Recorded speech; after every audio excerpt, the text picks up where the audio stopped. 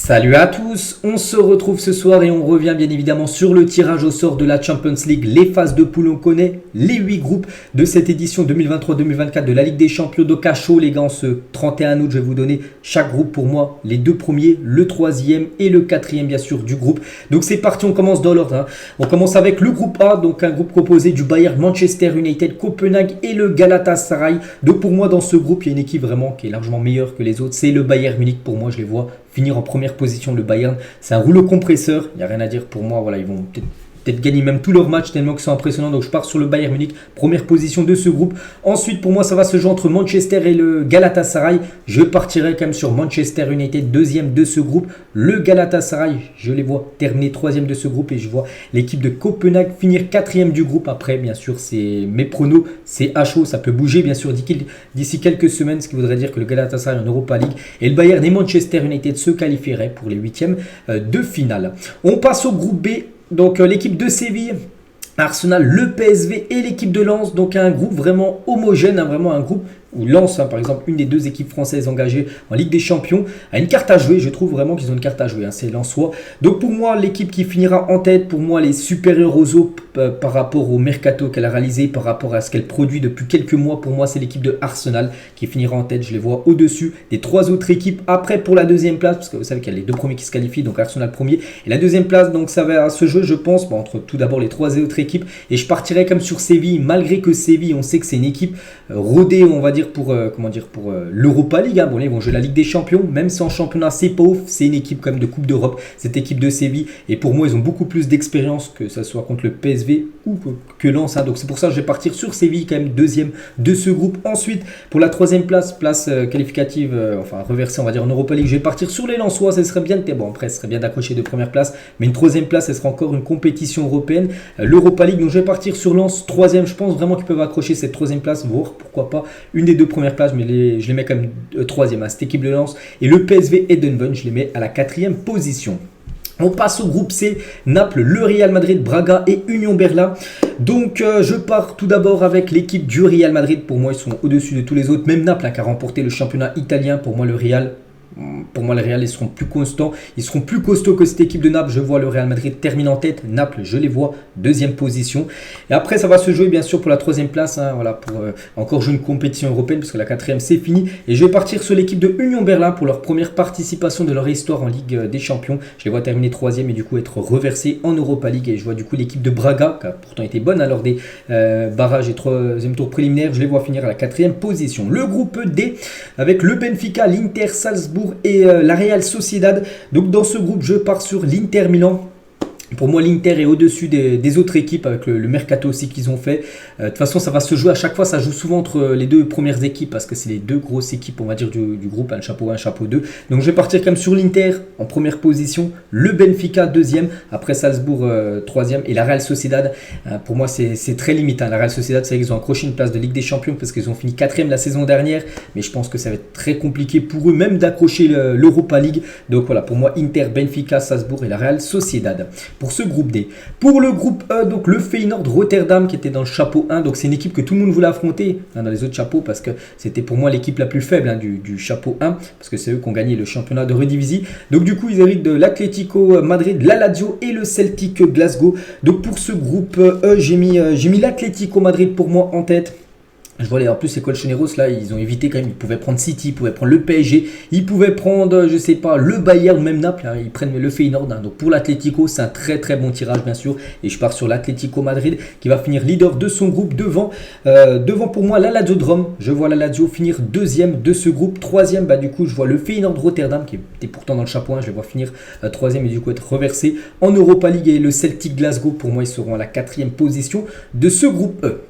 On passe cette fois-ci au groupe F et là c'est je vous cache pas, c'est une catastrophe. Pour moi, je trouve que c'est une catastrophe pour le PSG. Pourtant, ça avait plutôt bien commencé avec le tirage de Dortmund. Dortmund, c'était une équipe que je trouvais dans le chapeau 2 parce qu'il y avait Manchester, il y avait Arsenal, il y avait l'Inter, il y avait le Real, il y avait l'Atlético, Porto, Leipzig. J'ai dit que Dortmund, c'était comme une équipe, que s'il y avait la chance, on pouvait les tirer. On les a portés, on les a tirés. Mais le problème, c'est chapeau 3 et chapeau 4, c'était les équipes à absolument éviter. L'AC Milan, la plus grosse équipe du chapeau 3, et Newcastle dans le chapeau 4. et ben le PSG l'a tiré. C'est un truc de fou. Aucune chance. Bon, du coup, c'est le groupe c'est le groupe de la mort avec le PSG, Borussia Dortmund, Milan AC et Newcastle. N'oubliez pas qu'il y en aura deux qui vont se qualifier, un troisième en Europa League et un quatrième qui sera éliminé parmi ce groupe F. Donc déjà une très grosse team, elle va déjà sauter dès les phases de poule. Donc pour ce groupe F, je vais partir en leader et je suis obligé de les mettre, bien sûr. Je pars sur le Paris Saint-Germain. Quand on voit les quatre équipes, pour moi sur le papier, le PSG est l'équipe la plus costaud. Sur le papier, après bien sûr, la vérité, on sait, ça se passe sur le terrain. Mais pour moi, le PSG, j'espère, je croise les doigts, qu'il finira en tête. Donc après, ça va être compliqué parce que ce soit Dortmund, Milan, même Newcastle, c'est des équipes. C'est des équipes redoutables. C'est vrai que le PSG, c'est vrai que je les mets peut-être premier, mais on ne sait jamais, les gars. N'oubliez pas que ça fait 12 ans d'affilée que le PSG se qualifie à chaque fois pour les huitièmes de finale. Attention, parce que dans un groupe comme ça, je crois que c'est la première fois que le PSG a un groupe aussi relevé. Parce que souvent, de temps en temps, le PSG avait quand même, il y avait trois grosses équipes, mais jamais le pot D, la quatrième équipe, était une équipe forte. Et là, avec Newcastle, qui est une équipe aussi très très forte quand même. Donc là, jamais, je crois, le PSG a eu un tirage aussi difficile en phase de poule de son histoire de Ligue des Champions. C'est pour ça que tout peut arriver, mais je place quand même le PSG bien sûr en première position, je suis obligé. Concernant la deuxième place, je vais partir sur Newcastle. Pour moi, je pense qu'ils vont accrocher cette deuxième place. Donc PSG, Newcastle, pour moi, les deux premiers de ce groupe F. Avec la troisième place, pour moi, je mettrai l'AC Milan, troisième, et le Borussia Dortmund, quatrième. Bon, après, bien évidemment, la vérité, ça se passe sur le terrain. C'est mes pronos à chaud. Après, ça peut bouger d'ici quelques semaines. Mais voilà, j'espère. Si ça finit comme ça, ce serait parfait pour le PSG, terminerait premier.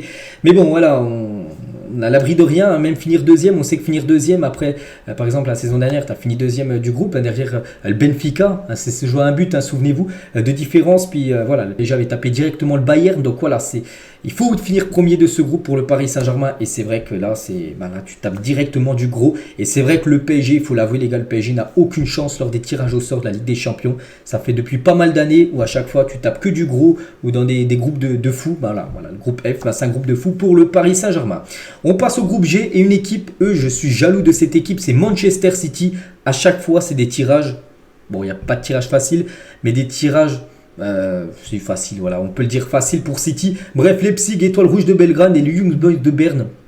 Pour moi, les gars, j'aurais signé 100 fois, les gars, pour avoir les trois autres équipes, Leipzig, Étoile Rouge et Young Boys. Je les échange contre les trois que va affronter le PSG, bien évidemment. Donc City, à chaque fois, c'est ça. À chaque fois, ils ont des groupes de phase de poule facile.